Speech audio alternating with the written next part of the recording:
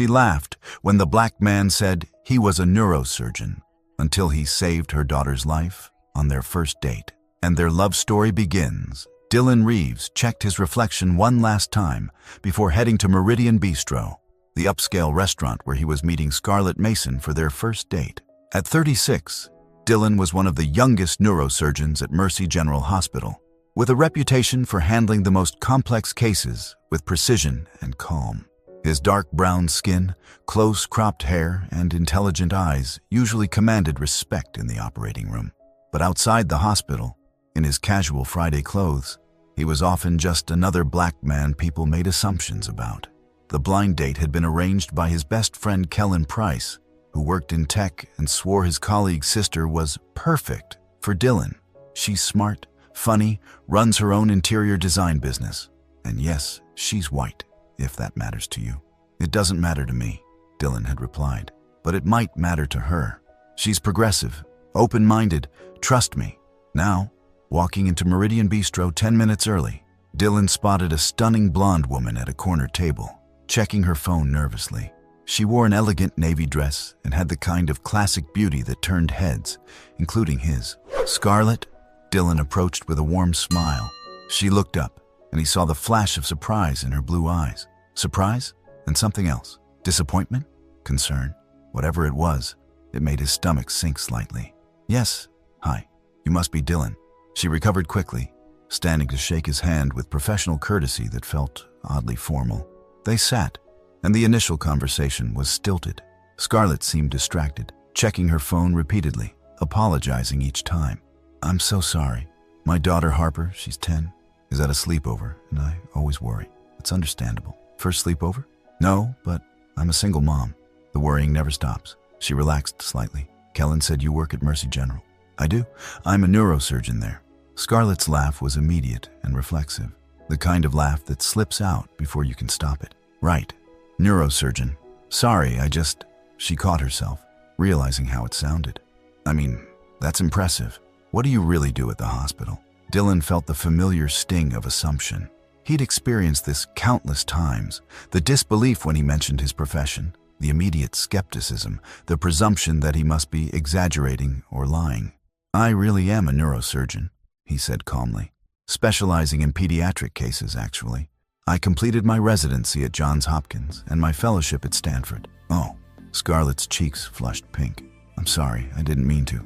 It's just that you look so young, and she was digging herself deeper, and they both knew it. The unspoken truth hung between them. She'd assumed a black man couldn't be a neurosurgeon. Maybe she'd expected him to be a custodian, an orderly, perhaps an administrator, but not a surgeon. It's fine, Dylan said, though it wasn't fine. Happens a lot. What about you? Kellen mentioned interior design? Scarlett seized the subject change gratefully. Yes, I own Mason Interiors. We do residential and commercial spaces. It's been challenging building the business as a single mom, but I love it. They talked about her work, carefully avoiding the awkwardness of her initial reaction. Scarlett was intelligent and passionate about design, and despite the rocky start, Dylan found himself genuinely interested in what she had to say. But the elephant remained in the room. Her laugh when he'd mentioned his profession, the disbelief in her eyes. The dinner progressed with growing ease, helped by good wine and genuinely engaging conversation. Scarlett told him about Harper, her artistic 10-year-old daughter who loved horses and painting. Dylan shared stories about rewarding surgeries, carefully avoiding the graphic details. I really am sorry about earlier, Scarlett said during dessert. That was ignorant of me. I made an assumption based on my race? Dylan supplied gently. It's okay to say it, Scarlett. You saw a black man and didn't think neurosurgeon. You thought something else. I'm not usually.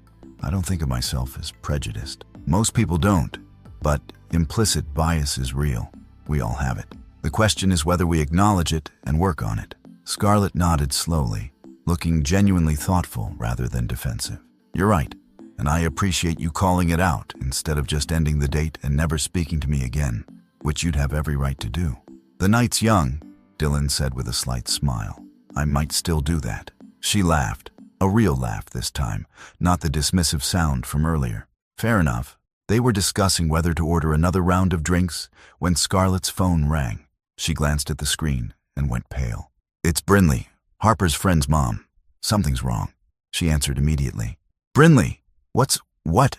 Oh my God, I'm coming right now. Yes, call 911, I'll meet you there." Scarlett stood abruptly, grabbing her purse with shaking hands. Harper fell. She was jumping on the bed and fell backwards, hit her head on the nightstand. "She's unconscious. They're taking her to..." She looked at Dylan. "They're taking her to Mercy General." "Let's go," Dylan said immediately, pulling out his wallet and dropping bills on the table without counting. "I'll drive. You're in no condition to drive safely. But the date can wait. Your daughter can't. Come on." They rushed to his car, and Scarlett was already crying, her previous composure shattered by maternal terror. "She has to be okay. She has to be okay." "We'll make sure she is," Dylan said, already mentally cataloging the potential injuries from her. Description: traumatic brain injury, possible intracranial bleeding, skull fracture. "Scarlett, listen to me. Mercy General has an excellent emergency department. They'll take good care of her. You don't understand. Her father died 3 years ago. Car accident. She's all I have. If something happens to her, nothing's going to happen to her. I promise you, I'll make sure of that." Scarlett looked at him through her tears, and in that moment, the skepticism from earlier was completely gone. She believed him, not because of his profession. She still didn't really believe that, but because of the certainty in his voice. She had no idea that certainty came from being one of the best neurosurgeons in the state, but she was about to find out. Hello, my Stop Racism family. Thank you for tuning in today. Before we dive deeper into this beautiful love story, I want to hear from you. Where are you watching from? Drop your country and state in the comments below. Also, I'd love to know your thoughts. What did you think of the story so far? Do you believe love can truly conquer prejudice? Let us know in the comments. We love reading them, and trust me, your words motivate us to keep making these videos. Let's make this video reach at least 50 comments. Your support means the world to us, and it drives us to create even more meaningful content for you. So don't forget to comment, share, and keep spreading love. Dylan drove with practiced efficiency, fast but controlled, using his knowledge of the city's traffic patterns to get them to Mercy General in record time. Beside him, Scarlett was a bundle of panic, alternating between silent tears and frantic phone calls to Brinley for updates. "She's still unconscious," Scarlett reported after the third call. "The ambulance is almost there." "Oh God, Dylan, what if..." Don't think about what ifs. Focus on the fact that she's getting medical attention. That's what matters right now. They pulled into the hospital's emergency entrance just as the ambulance was backing in. Scarlett jumped out before Dylan had fully stopped, running toward the ambulance. He parked quickly and caught up with her just as the paramedics were wheeling Harper out. The little girl looked so small on the gurney, her blonde hair matted with blood, her face pale. She was indeed unconscious, with an obvious contusion on the right side of her head. One of the paramedics, a woman Dylan recognized from previous cases, was calling out vitals. 10-year-old female fell approximately 6 feet, struck the occipital region on a hard surface. JC6, pupils sluggish but reactive, BP 90/60, heart rate 115. Lost consciousness immediately and hasn't regained it. The ER attending, Dr. Whitley Grant, was already there to receive them. Whitley was a competent physician in her 50s who'd worked with Dylan on numerous cases. "Whitley," Dylan called out, his voice carrying the authority that made heads turn. "It's Dylan. This is Harper Mason. I need a trauma bay immediately and get me a CT scan ordered." Whitley's eyes widened in recognition. "Dylan, what are you doing here?" "First date with her mother. Where do you want her?" "Trauma 2? You're taking this case?" "Yes." Scarlett, who'd been trying to follow the gurney, suddenly registered what was happening. She saw the way everyone responded to Dylan, the immediate deference, the nurses moving faster, the change in the entire atmosphere when he spoke. "Dr. Reeves," one of the nurses said. "Should I page Dr. Chen from pediatrics?" "Yes. And get Dr. Brooks from anesthesiology. Tell them possible intracranial hemorrhage may need emergency surgery." He turned to Scarlett. "I need you to stay in the waiting area while we assess her. I promise you, she's getting the best care possible. But I need to be with her, and you will be, as soon as we stabilize her. Right now, the best thing you can do for Harper is let us work. Faye," he gestured to the receptionist he knew well. "Can you make sure Ms. Mason has everything she needs? And please call Kellen Price. He's in my phone as K. And tell him to come to the hospital. Faye Sanderson, the night receptionist, nodded. Of course, Dr. Reeves. Dylan squeezed Scarlett's shoulder briefly. Trust me, I've got her. Then he was gone, moving with a gurney into trauma 2. His entire demeanor transformed. This was his element. This was where he belonged. Scarlett stood frozen in the waiting area, Brinley Foster appearing beside her with tear-stained cheeks. I'm so sorry, Scarlett. She was just playing. They were all playing, and then she fell. It's not your fault, Scarlett said automatically, but her mind was elsewhere. She was processing what she'd just witnessed. Dylan, the man she'd laughed at an hour ago when he said he was a neurosurgeon, commanding an entire emergency room with casual expertise, the way everyone had deferred to him, the way he'd known exactly what to do, what to order, who to call. He really was a neurosurgeon, and not just any neurosurgeon, clearly an important one, based on how the staff had responded. Oh God, she whispered. I laughed at him. I actually laughed. What? Brinley asked. Nothing. Just, I've made a terrible mistake, and now he's the only person who can save my daughter.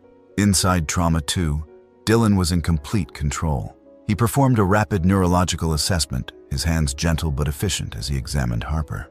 Dr. Naomi Chen, the pediatric specialist, arrived within minutes, followed shortly by Dr. Quinlan Brooks, the anesthesiologist Dylan trusted most. Talk to me, Naomi said. 10-year-old with significant head trauma. GCS dropped to 6 in the field, now at 7. I'm concerned about epidural hematoma, given the mechanism of injury and the location of impact. We need that CT now. On it, Whitley confirmed. Radiology is ready for her. They moved quickly, wheeling Harper to imaging while Dylan stayed close, monitoring every breath, every vital sign. The CT scan took only minutes, but each second felt eternal. When the images came up on the screen, Dylan's expression grew grave. There it is. Epidural hematoma, right temporoparietal region. It's growing. We need to operate now. I'll prep OR3, Quinlan said immediately. Get her parents' consent. Parent, Dylan corrected himself. Get Scarlett's consent. And someone page Dr. Blackwood. I want him on standby in case we need backup. Dr. Ezra Blackwood was the chief of neurosurgery, Dylan's mentor, and one of the few people whose opinion Dylan valued above his own. As they wheeled Harper toward the OR, Dylan stopped by the waiting area where Scarlett was pacing frantically. Her friend Brinley sat nearby, and another woman, probably Scarlett's mother based on the similar features and blonde hair, had arrived. Scarlett, Dylan said gently. She spun toward him. How is she?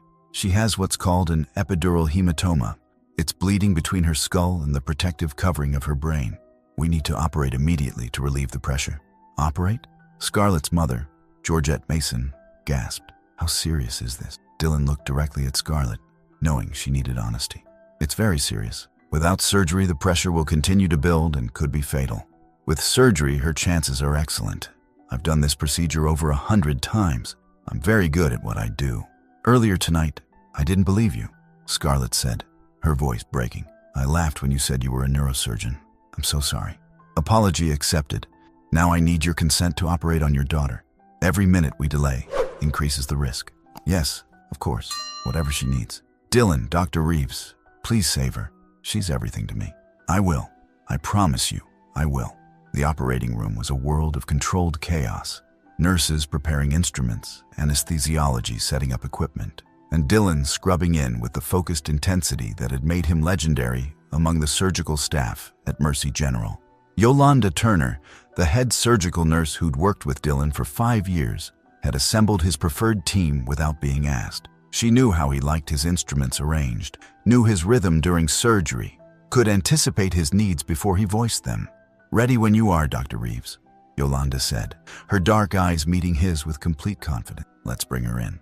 Harper was wheeled in, small and vulnerable under the surgical drapes. Dr. Quinlan Brooks stood at the head of the table, monitoring her anesthesia and vital signs with hawk-like attention. Vital stable, Quinlan reported. She's under. You're good to go. Dylan positioned himself, his hands steady despite the personal stakes. This wasn't just another patient. This was the daughter of a woman he'd just met. Woman whose first reaction had been to doubt him, but whose last words had been pure trust. He wouldn't let her down. Dr. Ezra Blackwood entered the OR, not to take over, but to observe. as he occasionally did with Dylan's cases. At 62, Ezra was a legend in neurosurgery, and he'd mentored Dylan through his entire career. The fact that he'd come meant he understood how important this case was, not just medically, but personally. "Dr. Reeves," Ezra said with a slight nod. "Proceeding with craniotomy for epidural hematoma?" "Yes, sir. Right temporoparietal approach." "Your call. I'm just here to watch a master at work." The compliment, coming from Ezra Blackwood, meant everything. But Dylan pushed the emotion aside and focused entirely on the task at hand. Scalpel. Yolanda placed the instrument in his hand with perfect precision. Dylan made the initial incision, his movements controlled and confident. The surgery was technically complex. He had to remove a portion of Harper's skull to access the bleeding, evacuate the hematoma, identify and cauterize the damaged blood vessel, then replace the bone and close. In skilled hands, the procedure took about 3 hours, but every second mattered, especially for a pediatric patient whose brain was still developing. "Drill," Dylan called, and the sound of the cranial drill filled the OR. He worked with absolute concentration, aware of every heartbeat displayed on the monitors, every breath the anesthesia machine delivered. Quinlan called out vital signs at regular intervals, all stable, all within normal parameters. When Dylan finally accessed the hematoma, the accumulated blood was significant but manageable. He evacuated it carefully, then located the torn blood vessel, the middle meningeal artery, as he'd suspected, and cauterized it to stop the bleeding. "Vessel secured," Dylan announced. Checking for additional bleeding sources, he methodically examined the entire surgical field, ensuring there were no other injuries he'd missed. This part of the surgery required patience and thoroughness. "Rush it, and you might miss something critical." "Field looks clean," Ezra observed. "Beautiful work, Dylan." "Thank you, sir." Preparing to close. The closing process was meticulous, replacing the bone flap, securing it with titanium plates, closing the layers of tissue, suturing the skin.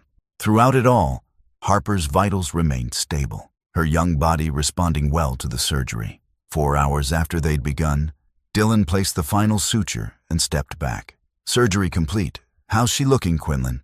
"Perfect. Vitals stable throughout?" "She tolerated everything beautifully, bringing her out of anesthesia now." As the anesthesia was reversed, everyone in the OR watched the monitors intently. Within minutes, Harper began to respond, first with small movements, then her eyes fluttering open, confused and disoriented, but alive and conscious. "Harper?" Dylan leaned into her field of vision, his voice gentle. "Can you hear me?" The little girl's eyes focused on him slowly. "My head hurts." Relief flooded through Dylan. She was speaking coherently, recognizing her environment. "All good neurological signs." "I know it does, sweetheart. You hit your head pretty hard, but you're going to be okay." "Can you tell me your name?" "Harper. Harper Mason." Her voice was small but clear. "Good. Do you know where you are?" "Hospital?" "That's right. Do you remember what happened?" "I was jumping on the bed at Sierra's sleepover. We weren't supposed to." Tears started forming in her eyes. "Am I in trouble?" Dylan smiled behind his surgical mask. "No, honey. You're not in trouble. You just need to rest now. Your mom's going to be so happy to see you." "My mom's here?" "She is, and she's been very worried about you. We'll bring her in soon, okay?" Harper nodded slightly, then winced at the movement. Quinlan adjusted her pain medication, and she drifted into a more comfortable state. "Transferring to pediatric ICU," Yolanda said, already coordinating with the recovery team. As they wheeled Harper out of the OR, Ezra placed a hand on Dylan's shoulder. "That was exceptional work, son. Textbook perfect." "Thank you, sir. I had excellent teachers. You had talent and dedication. The teaching was just guidance." Ezra's eyes were warm with pride. "Now, go tell that girl's mother her daughter's going to be fine. She's been waiting a long time to hear those words." Dylan pulled off his surgical cap and headed toward the family waiting area, where he knew Scarlett would be anxiously waiting for news about whether her daughter would live or die. Thanks to him, the answer was that Harper would live and thrive.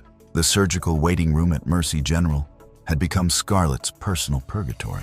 For 4 hours, she'd paced the same 15 feet of carpet, wearing a pattern into the industrial tile beneath. Her mother, Georgette, sat stoically in a corner chair, fingers moving over rosary beads she'd produced from her purse. Brinley had gone home hours ago, exhausted and guilty, promising to return in the morning. Kellen Price had arrived within 30 minutes of being called, bringing coffee and quiet support. He sat with his laptop open, pretending to work, but really just providing a calm presence. I'm such an idiot, Scarlett said for perhaps the 20th time. I laughed at him. I actually laughed. You didn't know, Kellen said, also for the 20th time. That's not an excuse. I made an assumption based on... She stopped, unable to say it out loud in front of her mother. But Georgette had no such hesitation, based on his race. Just say it, Scarlett. You saw a black man and assumed he couldn't possibly be a doctor. Mother, I'm not judging, darling. Well, I am judging, but not you specifically. We all have these biases. The question is what we do when we're confronted with them. Georgette set down her rosary. Your father was the same way. Rest his soul, but he assumed every black man he met was either an athlete or, well, something less professional, until his accountant turned out to be black, then his lawyer, then his cardiologist. He died less prejudiced than he lived, but it took conscious work. Scarlett had never heard her mother discuss prejudice so openly. But then again, they'd never been in a situation where a black neurosurgeon was quite literally holding her granddaughter's life in his hands. He's going to save her, isn't he? Scarlett asked, needing reassurance. Kellen, you know this man. How good is he? Kellen looked up from his laptop. Dylan is the best neurosurgeon under 40 in this entire state, possibly in the region. He's published extensively, won awards, gets consultation requests from hospitals around the country. If I had a family member who needed brain surgery, there's no one else I'd trust. Your daughter has the best surgeon possible operating on her right now, even though he's young. He's 36 and has been practicing for almost a decade. That's not young in surgical terms. That's experienced. Before Scarlett could respond, Dylan appeared in the doorway, still in his surgical scrubs. Scarlett's heart stopped, trying to read his expression. Was it good news or bad? She couldn't tell. Scarlett, Dylan said, and his tired smile made her knees weak with relief. Harper's out of surgery. She's going to be fine. Oh, thank God. Scarlett's legs gave out, and Kellen caught her, guiding her to a chair. She's okay? Really okay? Dylan crossed the room and sat across from her. His posture professional, but his eyes warm with genuine caring. Really okay? The surgery went perfectly. We removed the hematoma, repaired the damaged blood vessel, and she's already regaining consciousness. She was talking to me in the recovery room, knew her name, remembered what happened, all excellent neurological signs. Georgette made the sign of the cross. Thank you, Jesus. And thank you, doctor. Can I see her? Scarlett asked. Soon. They're getting her settled in the pediatric ICU right now. She'll need to stay there overnight for monitoring, but barring any complications, which I don't anticipate, she should be able to transfer to a regular room tomorrow. What's the recovery time? Kellen asked. She'll need to stay in the hospital for about a week, then several weeks of rest at home. No school, no physical activities, lots of quiet time while the brain heals. She'll have some discomfort and need pain management, but Harper's young and healthy. She should make a complete recovery. Scarlett started crying, deep, heaving sobs of relief and gratitude, and residual terror. I don't know how to thank you. Dylan, you saved her life after I was so horrible to you. You weren't horrible. You were ignorant, which isn't the same thing. And Scarlett, he reached out and took her hand, a gesture that felt natural despite having known each other for less than 6 hours. You had a teachable moment. What matters is whether you learned from it. I did. I promise you, I did. I will never make that assumption again about anyone. Good. Then something positive came from all of this. A nurse appeared in the doorway. Dr. Reeves? Harper's asking for her mom. Scarlett stood quickly, wiping her eyes. Can I go now? Absolutely. Follow me.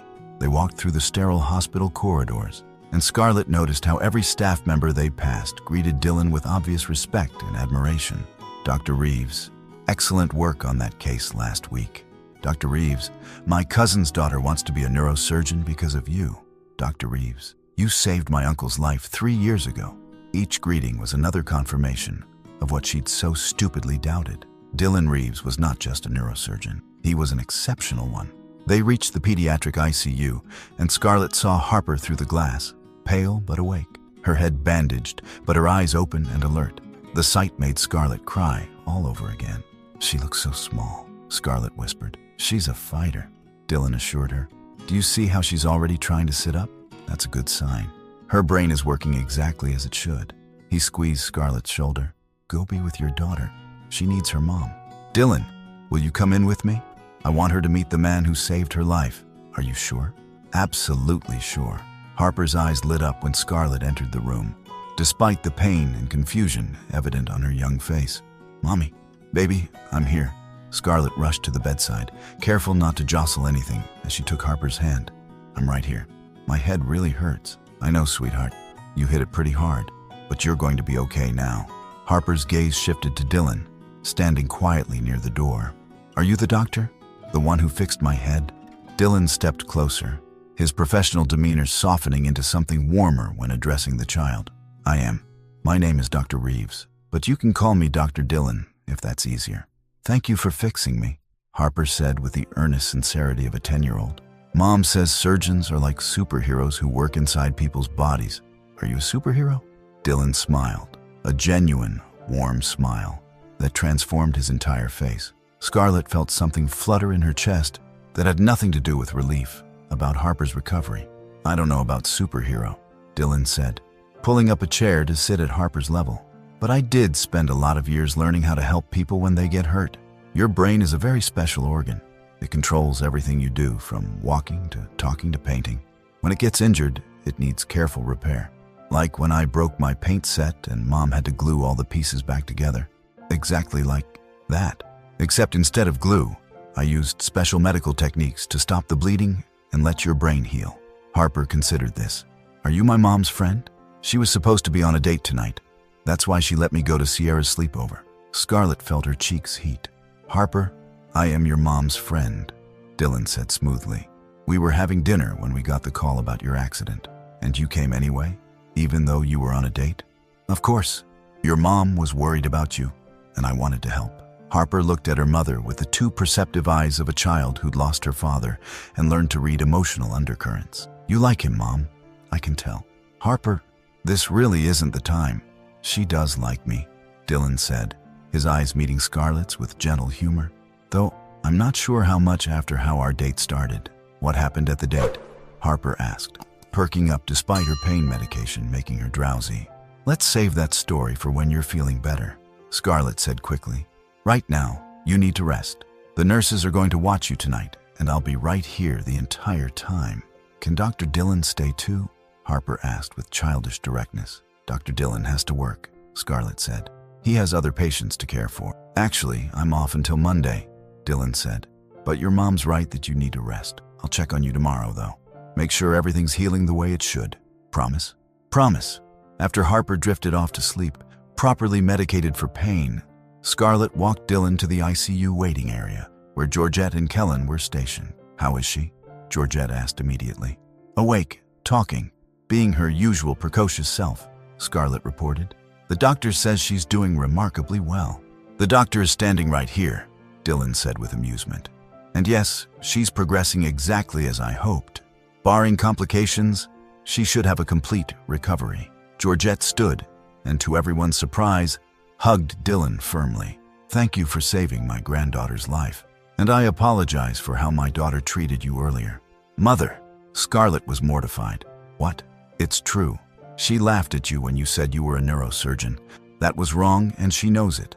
I'm apologizing on behalf of our family for perpetuating the kind of prejudice that assumes a black man couldn't possibly be a brilliant surgeon."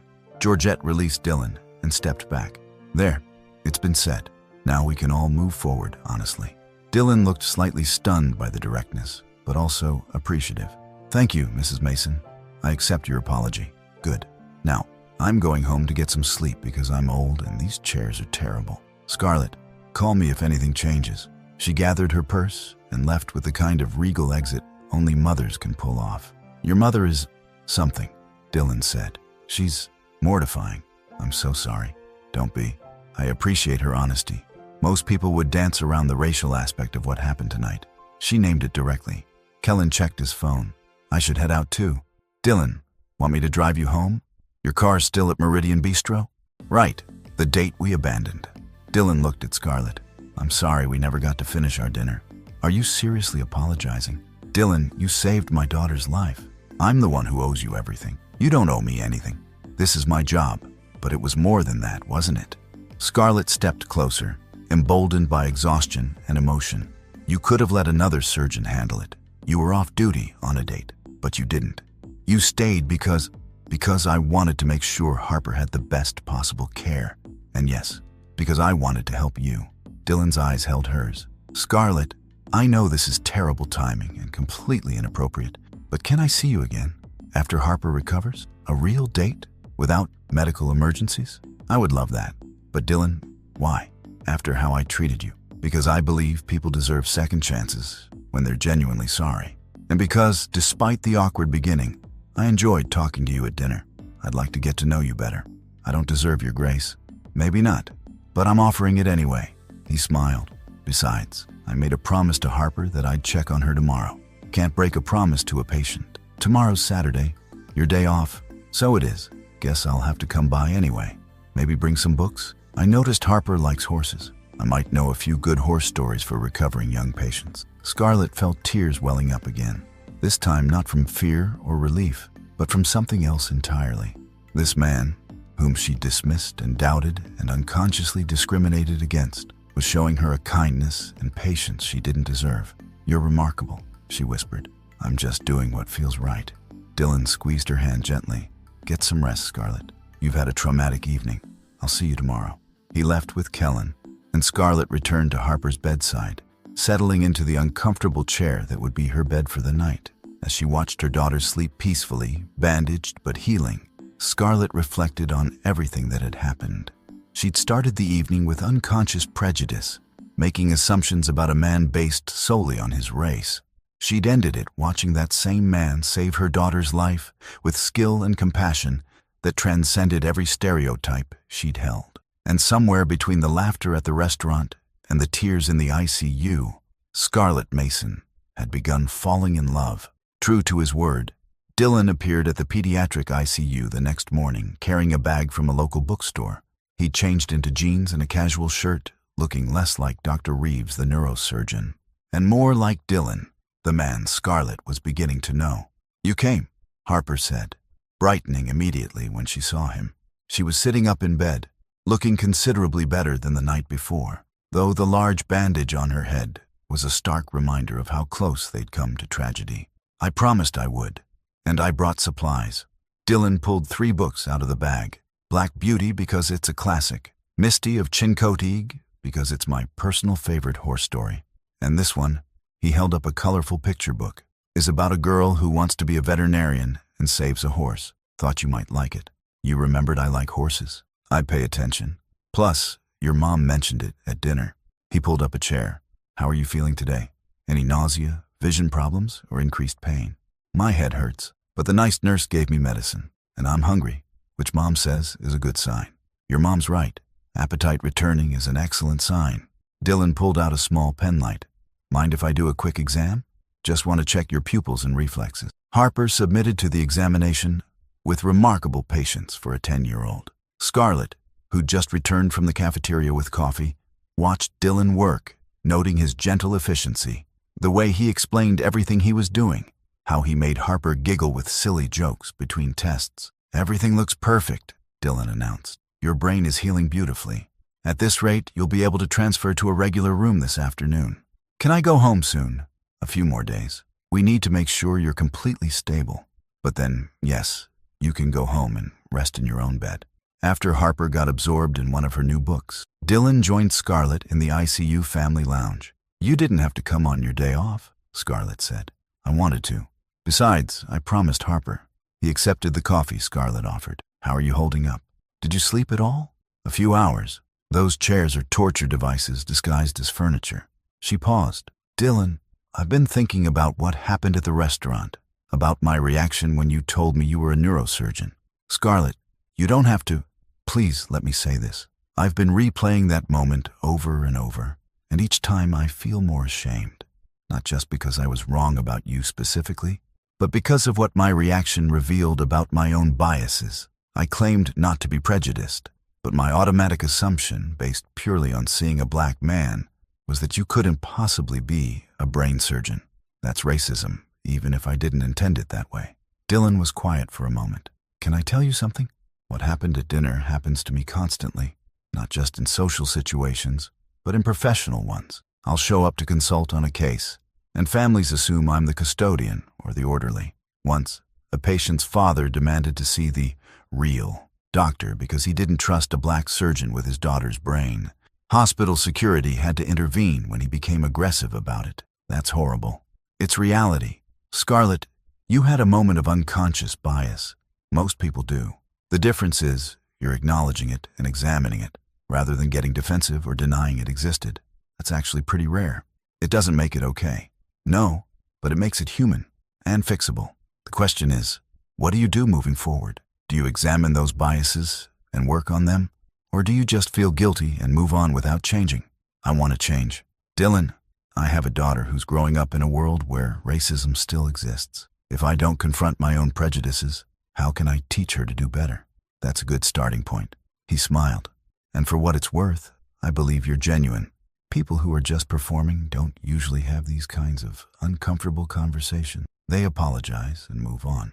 You're sitting here really thinking about it. Their conversation was interrupted by Harper's teacher, Mrs. Landry Pierce, arriving with a get-well card signed by Harper's entire class. "How's our girl doing?" Landry asked. "Remarkably well," Scarlett said. "Mrs. Pierce, this is Dr. Dylan Reeves. He performed Harper's surgery." Landry shook Dylan's hand warmly. "Thank you so much for taking care of our Harper. She's such a special child, creative, kind, always looking out for others." "She's a great kid," Dylan agreed. "And she's going to be just fine." After Landry left, Scarlett found herself studying Dylan, really studying him, not as the surgeon who'd saved her daughter, but as a man. She noticed the kindness in his eyes, the patience in how he interacted with Harper, the quiet strength in how he carried himself despite facing constant discrimination. "What?" Dylan asked, noticing her staring. "I'm trying to figure out how I got so lucky." "Lucky?" "That the man I stupidly dismissed on our first date turned out to be exactly the person Harper needed when she needed him most. That feels like fate or providence or something. Or just good timing and medical training." "You're being modest." "Dylan, Kellen told me you're one of the best neurosurgeons in the region, that hospitals around the country request your consultation on difficult cases." "Kellen exaggerates." "Does he?"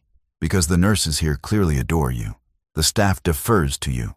Even Dr. Blackwood, who I looked up and who is apparently a legend, came to observe your surgery.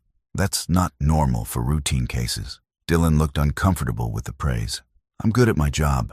I work hard. I stay current on research. I care about my patients. That's all. That's everything." Scarlett took a breath. "I'd like to start over, not forget what happened. I think that first awful moment needs to be part of our story, as a reminder of where I was and how far I need to grow. But I'd like to move forward from here, as two people who are maybe interested in getting to know each other better, despite the complicated beginning. Because of it, Dylan, you showed me grace when I didn't deserve it. You saved my daughter's life while being patient with my ignorance. You're brilliant and kind, and you bring horse books to your pediatric patients. If I can't see that you're an incredible person, then I'm hopeless. You're not hopeless. You're learning. That's admirable." "So, is that a yes to starting over?" Dylan smiled, that warm, genuine smile that transformed his face. "That's a yes, though I should warn you, I'm terrible at dating. I work long hours, I get called in for emergencies, and my idea of a fun evening is reading medical journals. And I'm a single mom with a recovering daughter who's going to need lots of care and attention for the next few weeks. We're quite a pair. Maybe that's why it works. How's this story hitting you so far? Tell us in the comments. If you're loving it, type 1. If not, type 0. We want to know what you think." Over the next week, as Harper recovered in the hospital, Dylan became a constant presence in their lives. He checked on Harper medically, of course.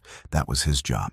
But he also brought books, told stories, played board games when Harper felt well enough, and kept her spirits up during the uncomfortable recovery process. He also spent increasingly more time talking with Scarlett. They discovered shared interests. Both loved old movies, had complicated relationships with their families, and believed in working hard to build meaningful careers rather than coasting on privilege. "Tell me about your family," Scarlett asked one afternoon while Harper napped. They'd fallen into a routine of grabbing coffee in the hospital cafeteria during these quiet moments. "Not much to tell. Parents divorced when I was 8. Mom raised me and my sister Keisha in Detroit.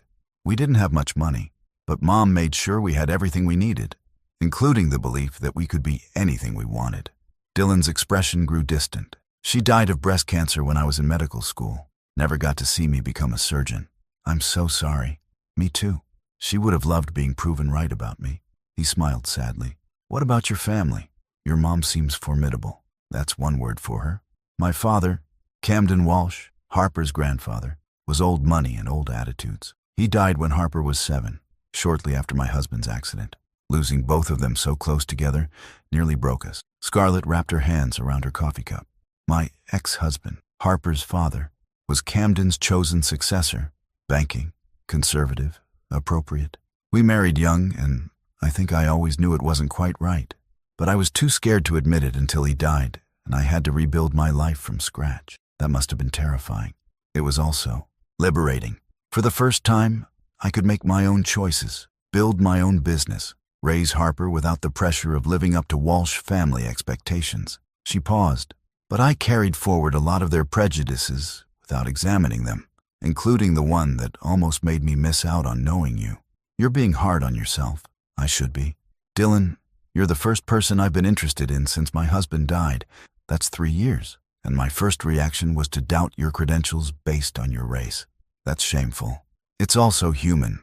Scarlett, we're all works in progress. The question isn't whether you've made mistakes. Everyone has. It's whether you learn from them. Before Scarlett could respond, Vaughn Mitchell, the hospital administrator, appeared at their table. Dr. Reeves, Ms. Mason, I wanted to check in on Harper's progress. She's doing excellently, Dylan reported. Should be discharged day after tomorrow. Wonderful. Dr. Reeves, your surgical outcomes continue to be exceptional. The board was very impressed with how you handled this case. Vaughn turned to Scarlett. You're fortunate to have Dr. Reeves as your surgeon. He's one of our finest. After Vaughn left, Scarlett shook her head. Does this happen often? Administrators praising you in front of patients' families? Vaughn's trying to improve our patient satisfaction score. He does it with all the doctors. Somehow I doubt that. Dylan, why don't you accept compliments? You're clearly exceptional at what you do. Because for every person who recognizes my skill, there are 3 who doubt it because of my race. I learned early not to internalize either the praise or the prejudice. Just focus on the work. That sounds lonely. Sometimes it is, but it's also protective. If I let every racist assumption hurt me, I'd never survive. Better to just prove them wrong through excellence. Their deepening connection didn't go unnoticed by others. Yolanda Turner, the surgical nurse, pulled Scarlett aside one day when she was visiting Harper. Can I speak candidly? Of course. Dr. Reeves is one of the best men I know. He's brilliant, dedicated, and treats everyone, from neurosurgery chiefs to housekeeping staff, with equal respect. But he's also been hurt by people who made assumptions about him based on his race. If you're going to date him, and honey, it's obvious you are, please don't be one of those white women who fetishizes him or treats him like your one black friend. Scarlett appreciated the directness. I'm trying to be better, to examine my own biases and prejudices. Good, because he deserves someone who sees all of him, not just his profession or his race, but the whole complex person. Can you do that? I'm learning how, and I'll keep learning. Yolanda studied her for a moment, then nodded. Fair enough. He's coming to care about you, you know. I can see it in how he talks about you, how he lights up when your name comes up. Don't break his heart. I'll do everything I can not to. When Harper was finally discharged, weak but healing, Dylan insisted on being there to go over all the discharge instructions personally. He explained the medication schedule, the warning signs to watch for, the activity restrictions, everything Scarlett needed to know. You're going to do great, Dylan assured her as they prepared to leave. And I'll be checking in regularly. For medical reasons, of course. Of course, Scarlett agreed with a smile. Purely professional. Exactly. Though maybe one of those check-ins could involve dinner? When Harper's feeling better and you have a chance to breathe? I'd love that. Dylan, thank you for everything. You saved my daughter's life, and you're helping me become a better person. I don't know how to repay that. Just keep being honest. Keep examining those biases. Keep being open to growth. That's all I ask.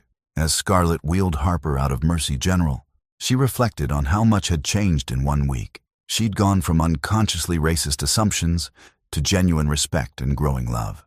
Harper had gone from near death to steady recovery, and Dylan had gone from dismissed stranger to the most important person in both their lives. It was the strangest beginning to a relationship Scarlett could imagine, but somehow it felt perfect. 3 months later, Harper was fully recovered and back in school. The only reminder of her accident was a small scar hidden beneath her blonde hair, a scar that Dylan checked periodically with the care of someone who'd invested personally in her healing.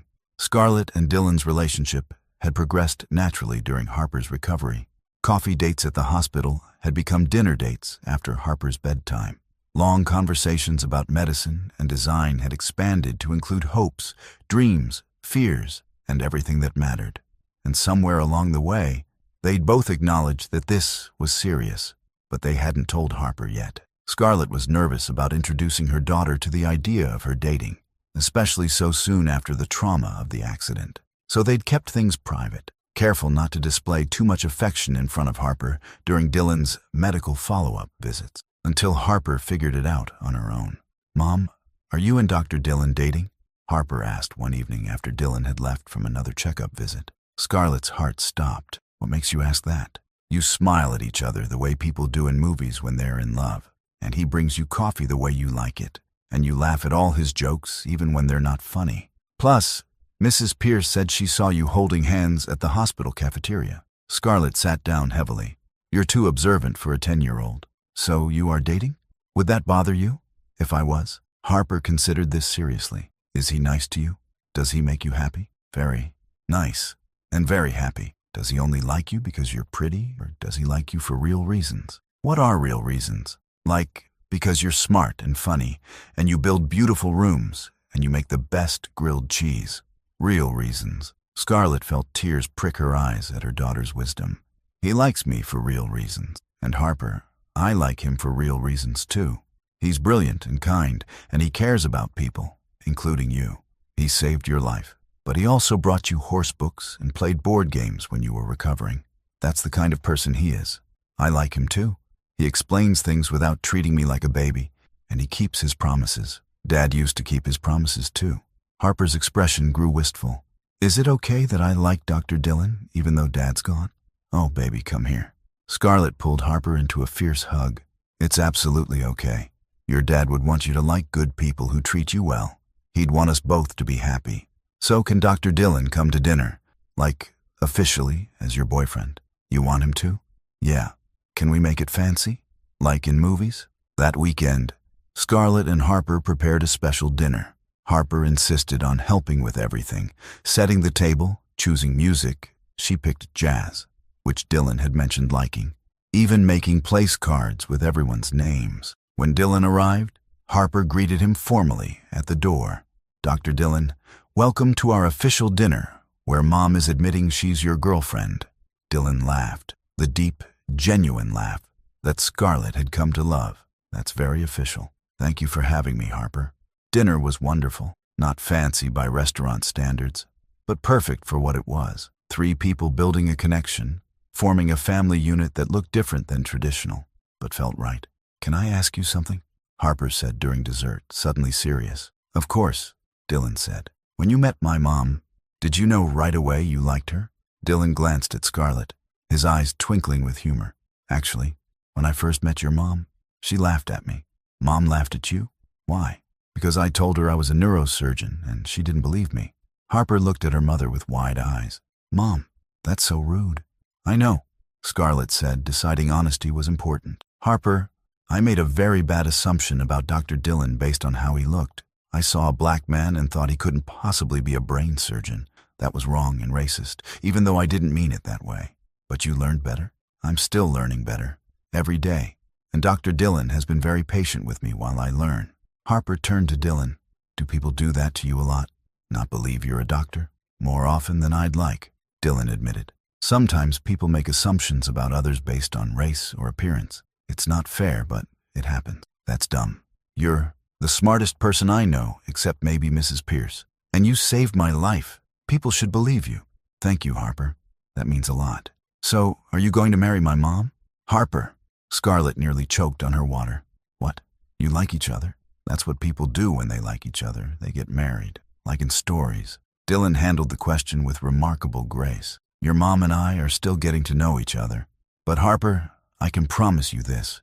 I care about both of you very much, and I'm not going anywhere. Whether that leads to marriage someday, we'll have to see. But what matters right now is that we're building something good together. Does that make sense?" I guess. But I think you should marry her. She's great, and you're great, and we could be a family." After Harper went to bed, Scarlett and Dylan sat on the porch, the night air cool and comfortable around them. "I'm sorry about the marriage question," Scarlett said. "She's 10 and thinks everything is like a fairy tale. Don't apologize. She's right that we're building something good." Dylan took Scarlett's hand. "I know it's early, and we have a lot to navigate. Race, family dynamics, my crazy schedule, your business. But Scarlett, I'm falling in love with you, and I love Harper. I love how you're both teaching me that not everyone who makes mistakes is irredeemable, that growth is possible, that people can change. I'm falling in love with you too. And Dylan, thank you for being patient with me, for giving me grace when I didn't deserve it, for showing me that the assumptions I made, the prejudices I didn't even know I had, those can be unlearned if I'm willing to do the work. Are you willing? Every single day, because you're worth it. This us is worth it." They kissed under the stars, two people from different worlds building a bridge of understanding, respect, and love. It hadn't been an easy beginning. Scarlett's unconscious racism could have ended everything before it started.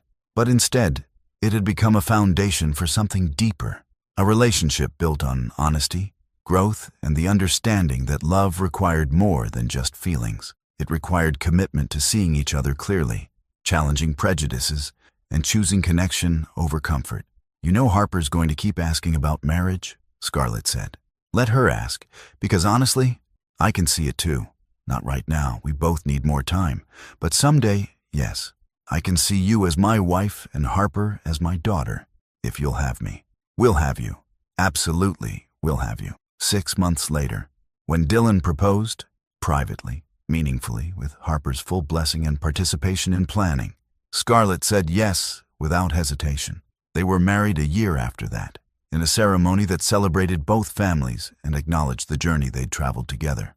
Harper served as maid of honor, beaming with pride at having orchestrated what she insisted was obviously meant to be. Kellen gave a speech about blind dates and fate. Yolanda cried openly, and Ezra Blackwood, Dylan's mentor, welcomed Scarlett into the extended medical family with warmth and wisdom. But the most meaningful moment came during their vows, when Scarlett spoke directly about their beginning. "I met you with prejudice in my heart, unconscious, unexamined, but real nonetheless. You met me with grace, patience, and a willingness to see beyond my worst moment. You saved my daughter's life, but more than that, you saved me from a lifetime of unexamined bias. You showed me that love requires seeing people clearly, challenging our assumptions, and choosing growth over comfort. I promise to spend the rest of my life becoming worthy of the grace you showed me. I promise to keep learning, keep growing, and keep fighting the prejudices I was raised with. I promise to love you, all of you, completely and courageously, today and always." And Dylan's response captured everything. "I met you on the worst first date imaginable. You laughed at me, doubted me, and made assumptions based on my race. But you also did something rare. You acknowledged your prejudice and committed to changing. That took courage. Scarlett, loving you has taught me that people can grow beyond their conditioning, that grace and second chances matter, that the beginning of a story doesn't have to define its ending. I promise to love you through every moment of growth. I promise to challenge you when necessary and support you always. I promise to be the father Harper deserves and the partner you need, today and always." They were pronounced husband and wife to thunderous applause, and as they kissed, Harper shouted, "I told you they should get married." The laughter was warm and genuine, the sound of people celebrating not just a wedding, but a transformation, from prejudice to understanding, from assumptions to truth, from that terrible first date to a beautiful marriage. It was proof that love really could conquer racism, when both people were willing to do the hard work of examining biases, acknowledging mistakes, and choosing growth over comfort. And they lived happily, imperfectly, honestly, courageously, ever after.